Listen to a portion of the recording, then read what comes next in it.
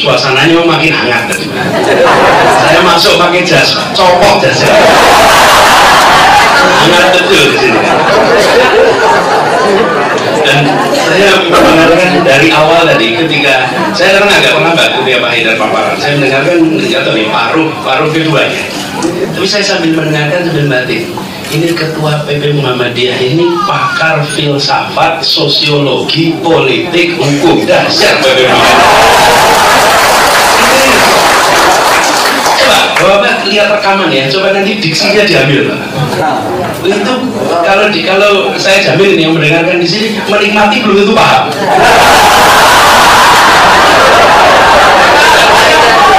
Tapi kalau nggak ngerti gitu. Harus kelihatan nyambung gitu. Padahal saya melihat dari depan ini juga kelihatan wajah-wajah ini sebagian ini apa ya kira-kira. Diksi-diksi yang dipakai oleh Pak Haidar tadi itu sangat apa ya, sangat berkemajuan kira-kira, sangat advance, pendekatan dan lain-lain. Beruntung PP Muhammadiyah dipimpin oleh Pak Haidar.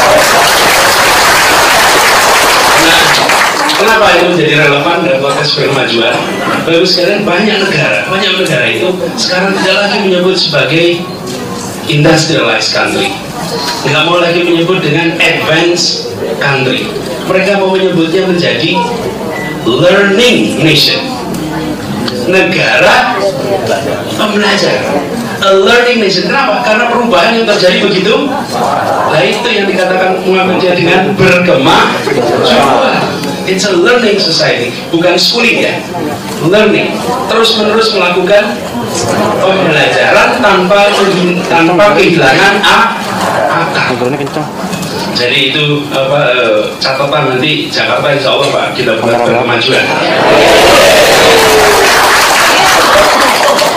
Dan Pak Zul tadi cerita Pak Zul belum tuntas sebetulnya. Pak Zul memang masuk kloter kedua. Tetapi di antara semua yang paling rajin, paling aktif, paling eksplisit, nah itu Pak Zul. Jadi mendukungnya nggak tanggung. Terus-menerus konsisten dan terbuka. Padahal itu tadi. Sementara sebelahan sempat mengatakan tadi kalau Pak Zul, kalau kami bisa netral. Pak Zul ini udah melampaui berpihak. Sudah ambil posisi all out di sini. Dan all outnya gak hanya di atas, tapi alhamdulillah sampai ke bawah-bawahnya juga terasa all out. Ini sebuah amanat yang tidak sederhana, karena dikerjakan dengan kolosal sama-sama. Saya rasa begitu banyak juga teman-teman di sini. Mas Sahrul, mana Mas Sahrul di sini? Ini barisan muda Muhammadiyah, ini yang kerja luar biasa di Jakarta ini. Noval di sini. Ini teman-teman semua yang kerja kemarin secara all out. Jadi apa yang dipesankan oleh Mas Batiar tadi supaya akomodasi, insya Allah nanti akomodasi semua ringan-ringan semua. Meskipun kalau undangan nyunat mungkin nggak kena gaji sunat semua. Sementara kalau undangan resepsi kelamaan Pak, nanya pasti SDSP.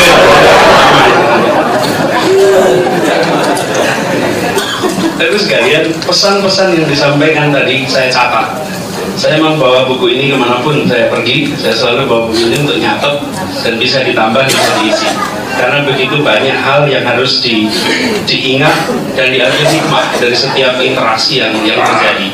Persoalan yang dialami Jakarta ini kompleks.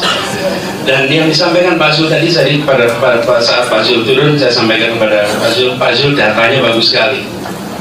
Itu persis betul yang dialami di sini. Jadi Pak Haidar, ketika saya memulai kampanye di sini, saya itu datang dengan perasaan saya pernah terekspos dengan soal kemiskinan. Karena saya mengurusi Indonesia Mengajar, yang mengirimkan anak-anak terbaik ke pelosok-pelosok negeri. Dan kalau ke sana itu, kalau tempat tidak ada listrik, tidak ada sinyal telepon, infrastruktur tidak ada, sudah terbayang kan? Berarti dia terbelakang, miskin begitu. Nah, alhamdulillah saya ditakdirkan mengurusi itu dan melihat begitu banyak tempat. Jadi saya rasanya tahu kemiskinan.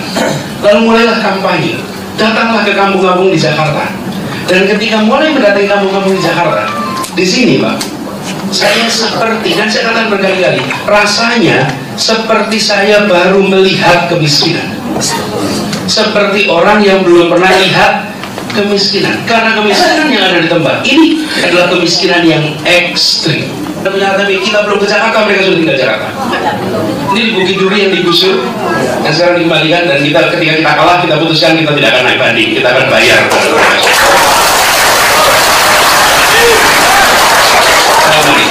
Itu Mas sekalian, Bapak seorang ibu datang ke saya dan menceritakan, Pak Anies, rumah saya di sini, ditunjukkan tempatnya.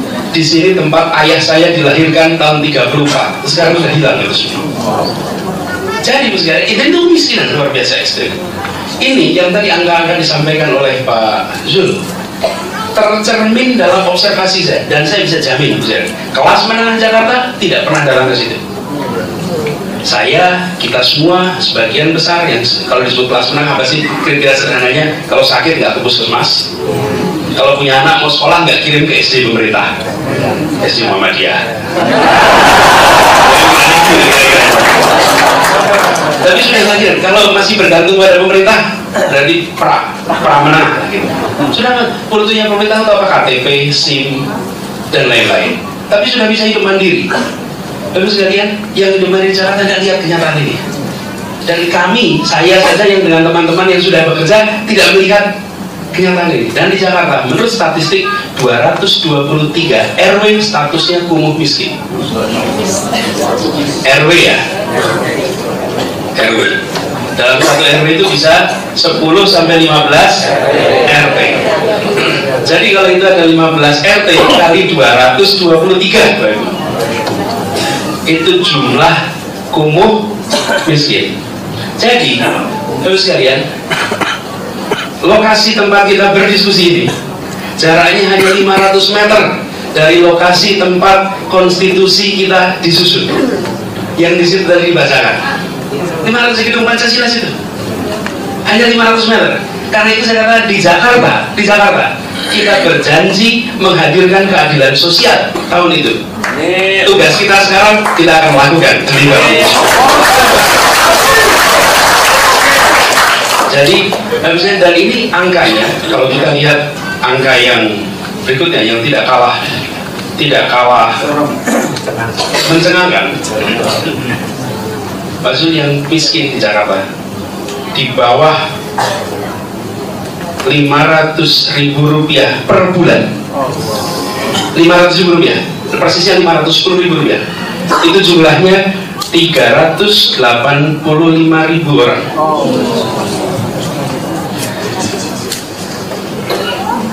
Begini, kalau ada penduduk 10 juta, yang miskin 380, itu berarti 3,8%. Ya oke.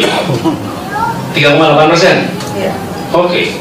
Tapi kriterianya tadi 500.000. Begitu kriterianya diubah menjadi 1 juta rupiah per bulan, maka yang di bawah 1 juta jumlahnya 3 juta orang. 3 juta orang di Jakarta. Jadi sepertiga penduduk di Jakarta ini di bawah 3 juta, di bawah 1 juta rupiah. Karena Bapak Ibu tahu 1 juta rupiah di Jakarta bisa dapat apa sebulan? Ini menurut sekalian, yang kemudian apalagi dimasukkan dengan data-data yang lain. Saya nggak mau mengeksplorasi dijawab soal itu.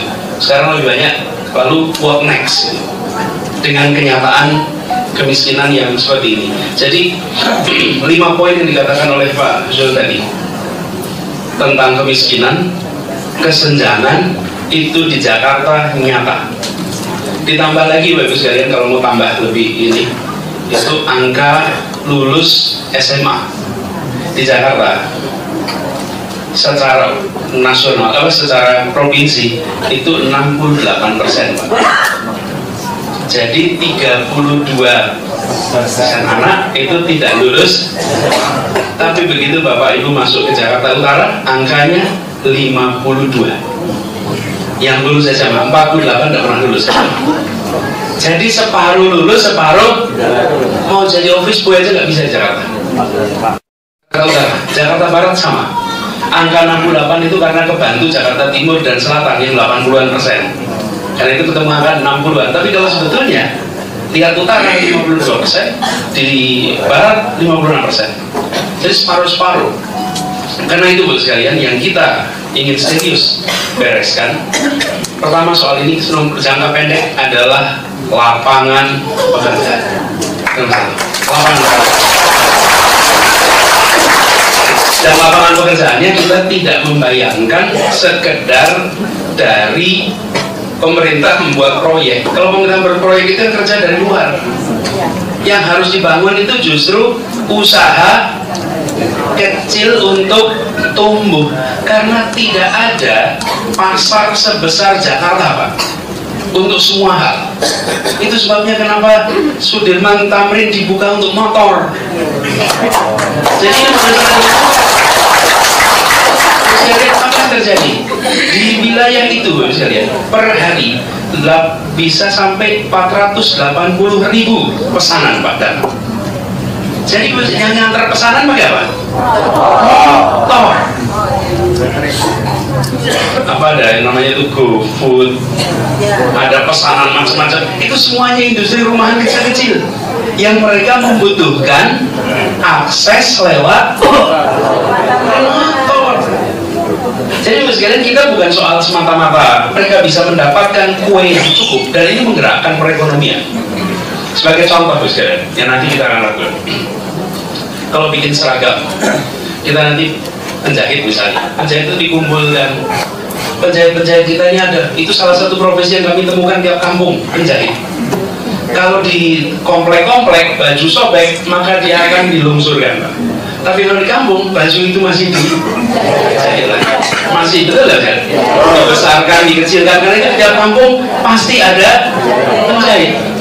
Tapi yang menarik, penjahitnya itu hanya mengelola pasar ya di kampungnya saja. Jadi yang kita akan lakukan contohnya ini, penjahit dikumpulkan, diajari standarnya. Lewat apa? Satu kecamatan, satu tempat itu. Dilatih, diberikan keterampilannya, diberikan standarnya. Sesudah itu kita bisa konsolidasi pesanan. Daripada pesanan itu ditaruh ke konveksi besar, kumpulkan 100 orang penjahit, terima order dengan skala besar lewat jalur. Pesanan itu akan turun. Berdari contoh praktisnya, satu lapangan pekerjaan. Dan kita akan seriusi soal ini, dan kita akan menggerakkan justru sektor-sektor besar untuk mau terlibat. Yang kedua adalah soal pendidikan. Dengan pendidikan seperti Jakarta sekarang ini, Jakarta itu memang tidak terlihat efek dari kualitas pendidikan, karena yang tidak lulus di Jakarta itu digantikan yang dari luar, Pak. Jadi dari Jawa Barat datang, Jawa Tengah datang, dari Lampung datang, Jawa datang dari mana-mana, sehingga yang dari sini tidak lulus itu tidak terlihat sebagai pengangguran. Bukan hanya pengangguran, tidak mengganggu suplai, Pak. Suplai tenaga kerja terlatih, terdidik itu ada dari Indonesia. Nah, tapi yang di sini kalah terus. Karena itu kita akan serius pendidikan, terutama pendidikan vokasi. Jadi Jakarta nanti kita akan ubah SMK-nya 2 hari di sekolah, 3 hari di tempat kerja. Jadi mereka akan kerja bukan di tapi tempat kerja. Kenapa ke tempat kerja? Supaya nyambung dengan kebutuhan pekerjaan dan langsung masuk. Dan ini tidak ada sektor swasta sebesar Jakarta. Jakarta banyak sekali, dan ini tidak merugikan, justru mendadak perusahaan-perusahaan punya tenaga kerja tambahan yang statusnya adalah magang. Jadi kita mau bangun di tempat itu. Yang berikutnya, yang tidak kalah penting, tadi disebutkan oleh Pak Zul soal distrust, Pak. Hampir semua interaksi di kota ini adalah interaksi ekonomis, Pak. Hanya di ruangan ini saja terasa interaksinya itu non ekonomis. Ini transferis. Bapak butuh apapun juga, itu mata currency-nya ada rupiah. Currency rupiah. Membutuhkan apapun juga. Nah, yang mau kita ubah justru kita membangun interaksi warga yang sifatnya interaksi sosial. Kenapa membangun trust?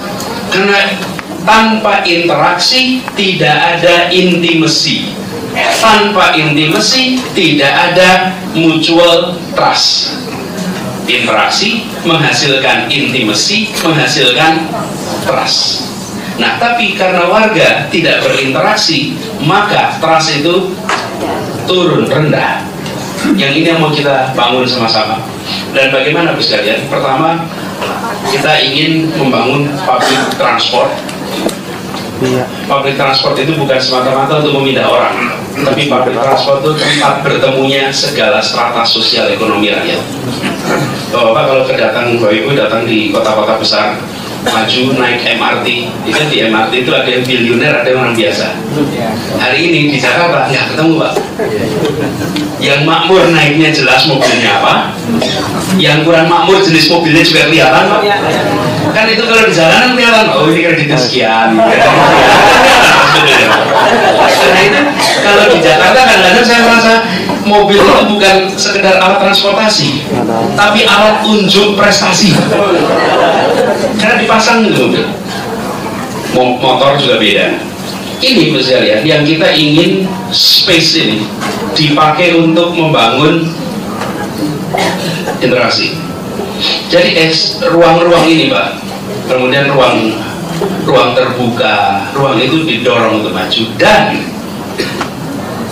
dalam pembangunan kota itu ada 4 level sebetulnya, Pak. Jadi karena Pak Haidar tadi bahasanya agak sophisticated, saya niru sedikit nih, Pak. Ada 4 level. Kota paling dasar itu namanya kota 1,0, Pak. 1,0 itu pemerintah sebagai administrator, masyarakat sebagai warga. Yang lebih tinggi 2,0, pemerintah sebagai penyelenggara jasa pelayan, warga sebagai customer. Ada lebih baik. Yang lebih tinggi lagi adalah pemerintah sebagai fasilitator, warga sebagai parti. Di rumah baru masukin sampahnya. Oke?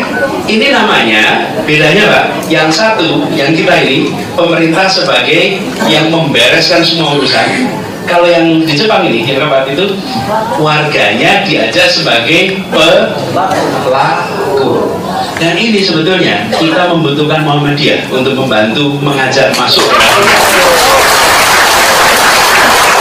Karena kita harus menggerakkan warga untuk mau ikut ngurusin bukannya sampah. Itu contoh aja dari sampah.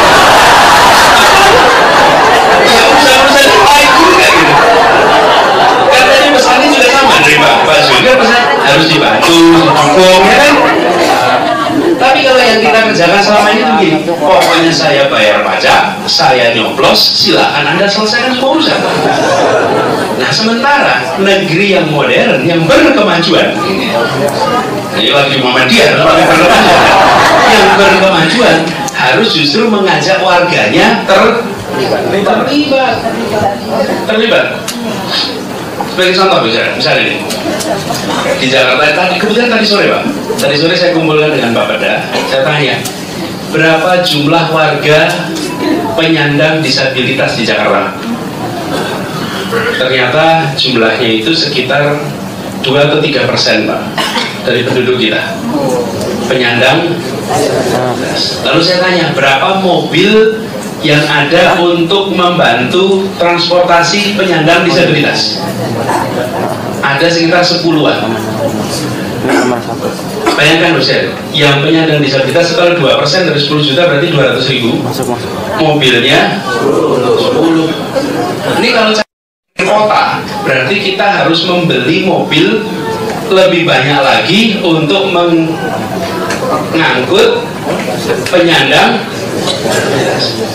Nah, yang kita bayangkan kalau ini sebagai servis, kalau kita sebagai kota yang berkemajuan, Pak, kota yang berkemajuan justru kotanya mengajak warga. Bayangkan kalau kota mengajak, Ibu sekalian, saya membutuhkan di setiap RW 10 relawan pengantar warga penyandang disabilitas. 10 yang bersedia masuk dalam jaringan penyedia transport untuk warga penyandang disabilitas. Kalau di Jakarta ini ada 2.700 RW, ada 10 orang per RW, ada 27.000. Kalau ada penyandang disabilitas mau pergi kemana, masukkan di situ. Seperti dapat Gojek tuh. Bedanya kalau Gojek transaksi ekonomi, kalau ini transaksi sosial. Kenapa? Lo kan dibebasin, siapa yang mau ke? Misalnya nih dari Ciputat, Mas Fatih, Ciputat mau ke sini. Tentukan waktunya, siapa yang mau menjadi relawan. Terus kalian di Jakarta banyak sekali orang mau membantu tapi tidak punya jalurnya, caranya. Begitu diberikan, insya Allah mereka akan siap. Jadi membangun trust tadi, interaksi itu dengan dibuatkan kesempatan untuk interaksi. Lalu tadi disampaikan soal korupsi, ini memang salah satu masalah terbesar. Ya saya rasa di mana saja korupsi, terutama kalau di Jakarta ini corruption bukan corruption by need, sudah cukup. Korupsinya potensi terjadi corruption by greed karena keserakahan atau karena sistem. Dua itu. Kalau need Jakarta sudah nggak terlalu besar need-nya. Tapi yang dua ini harus dibereskan. Dan kita, sekalian, kami untuk soal corruption ini, sekalian, yang kita akan lakukan sama-sama di Jakarta ada dengan membuka bukan hanya proses perencanaan, bukan hanya penganggarannya, tapi juga pemanfaatan dananya, sehingga semua bisa accessible lewat alat ini, sehingga warga bisa terlibat mengontrol langsung semua proses. Dan yang problem itu sebenarnya bukan corruption yang kecil-kecil, yang problem adalah yang besar-besar, apalagi yang state capture corruption, korupsi lewat policy, itu yang luar biasa. Jadi kalau kita bayangkan, kalau melihat tadi yang kita ingin lakukan adalah yang sekarang di bawah, yang 3 jutaan orang lebih ini, itu ingin dinaikkan ke atas. Dan itu artinya alokasi anggaran untuk mereka harus cukup. Harus cukup. Saya kemarin sampai bilang di rapat itu, kita ini kalau membebaskan tanah untuk tol bisa, tapi membebaskan tanah untuk warga miskin selalu sulit. Untuk nyiapin tempat bagi orang miskin setengah mati. Bangun LRT itu, Pak, LRT ini 1 kilometer. Bapak Ibu tahu berapa LRT 1 kilometer harganya?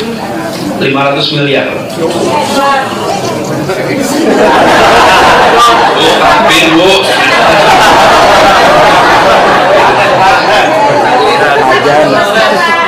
Jadi tapi begini, jangan itu bukan apple to apple. Ya, ini beda. Kalau itu memang bangun infrastruktur akan selalu mahal. Kenapa? Karena tenggang waktu dipakainya puluhan tahun. Jadi begitu dia dilakukan amortisasi itu langsung berubah. Nilainya nanti jadi lebih kecil. Tapi yang penting misalnya sekarang ini adalah kita harus mendorong lebih besar. Ya, anggaran pemerintah. Tapi juga saya membutuhkan Bapak sekalian untuk membantu datang ke kampung-kampung itu. Karena kalau hanya pemerintah saja yang datang, jangan bisa. Kita akan butuhkan Bapak Ibu untuk hadir di sana. Kenapa Bapak sekalian? Saya sampaikan di serius. Kita akan mengajak perusahaan, lembaga-lembaga. Ini loh menu kampung miskin. Mau punya ladang berpahala di tempatnya. Kami siapkan infrastrukturnya, tapi kami butuh Bapak Ibu sekalian untuk datang. Jadi nanti akan kita siapkan program seperti sister kampung, kampung maju dengan kampung yang masih bermasalah, itu satu partner perusahaan mata. Jadi semuanya bisa kolaborasi.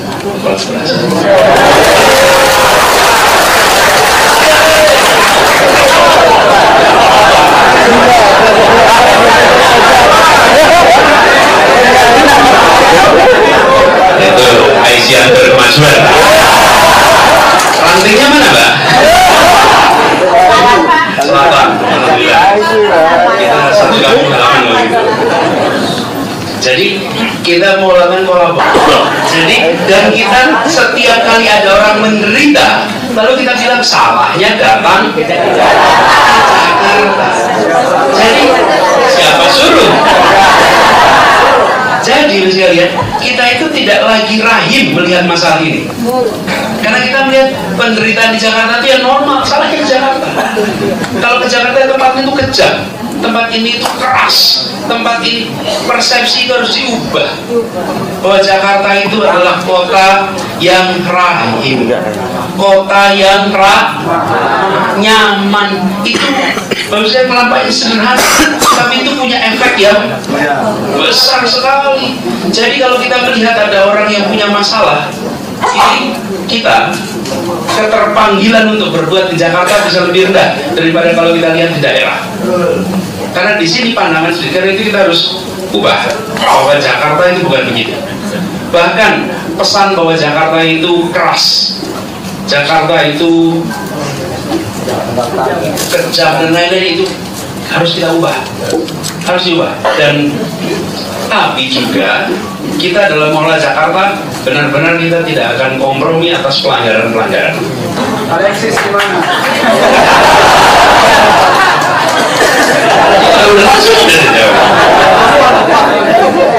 Jadi termasuk seperti kejadian Alexis.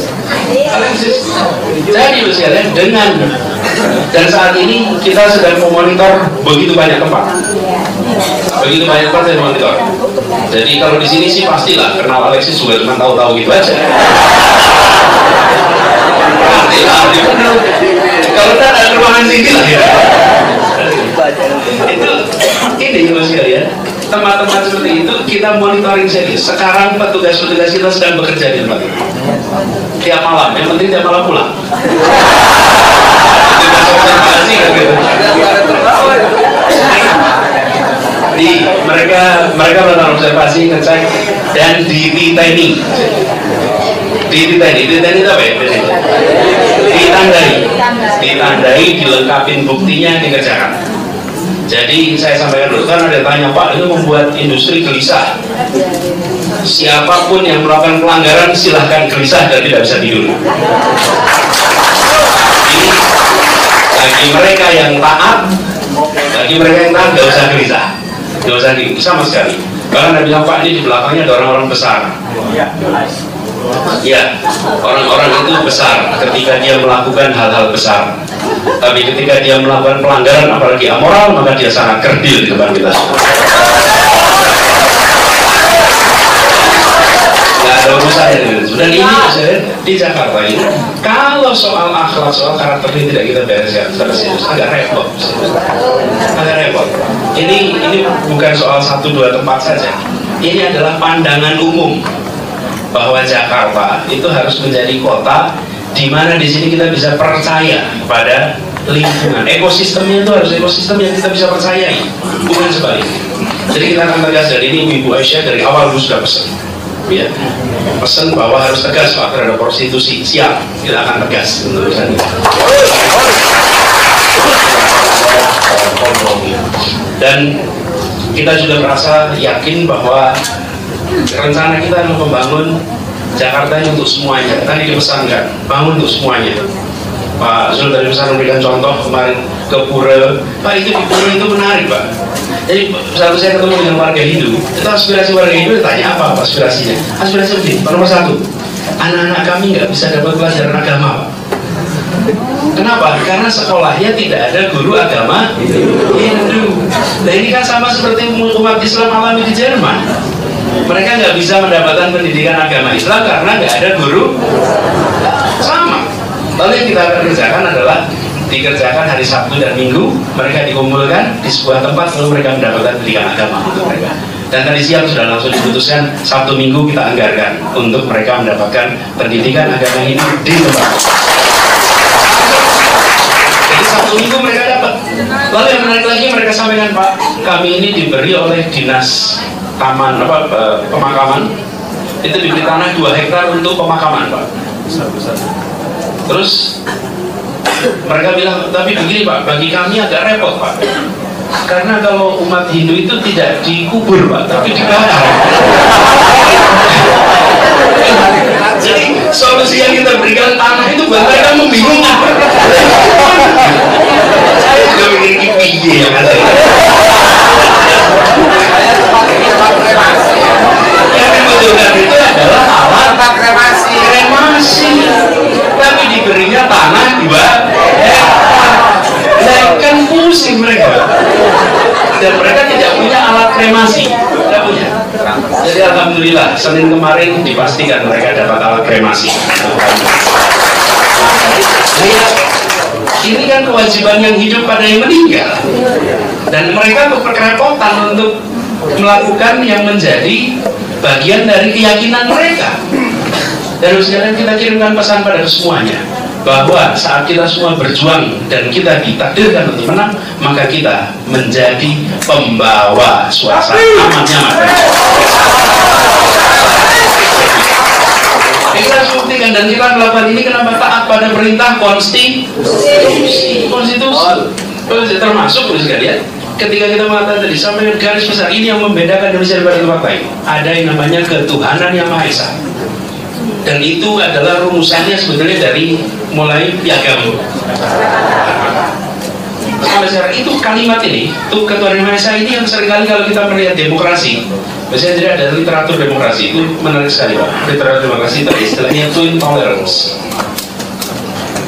Twin tolerance itu toleransi dipakai kegiatan budaya pun nggak boleh kalau menurut aturan. Jadi hanya untuk pemerintahan olahraga Pak. Kebudayaan kesenian pun kalau menurut aturan. Jadi sekalian, ruang ini kita buka, dan sekaligus sisi lain kita harus menunjukkan bahwa ekspresi agamanya adalah ekspresi agama yang membuat siapapun yang melihat merasa tentram, bukan merasa tegang. Nah, ini tanggung jawab kita kemudian nanti. Ketika kita menggunakan fasilitas publik itu memberikan suasana tenang. Dan di sini kemudian akomodasi yang disampaikan oleh Mas Bahtiar. Jadi benar, kita harus melakukan akomodasi, bukan semata-mata untuk keseimbangan politik, tapi juga rasa keadilan itu harus dimunculkan. Rasa keadilan harus dimunculkan. Ini kemarin waktu saya malam hari habis pelantikan itu Pak Zul kan ada satu kata yang ramai betul Pak. Satu kata itu. Saya ulang lagi, ramai lagi nanti. Tapi lebih semangat Pak. Meskipun sebetulnya ya apa salahnya gitu. Salah yang nafsir. Iya.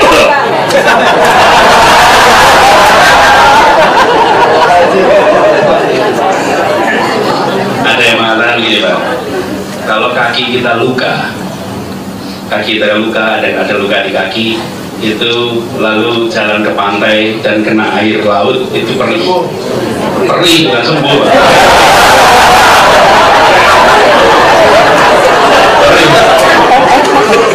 Betul ya, perih kan? Nah, kalau kaki kita luka terkena air laut, maka jangan marahi airnya, obati lukanya, gitu kira-kira. Itu yang terjadi kemarin. Jadi kadang-kadang kita tidak membayangkan loh, ya kita perbaiki soal ketimpangannya, itu kita bereskan itu. Tapi kembali kepada yang kemarin, apa yang kata kunci yang paling utama sebetulnya? Keadilan. Jadi dibalik ini semua, dibalik paparan tadi semua, apa yang ingin kita lakukan? Kita ingin bangun persatuan. Tapi tidak mungkin ada persatuan dalam ketimpangan. Tidak mungkin ada persatuan dalam kemiskinan. Apalagi kalau data-data yang ditunjukkan oleh Pak Zul tadi, sulit sekali kita membangun persatuan dalam ketimpangan. Karena dalam persatuan itu harus ada kesetaraan. Nah, kesetaraan itu yang kita bangun.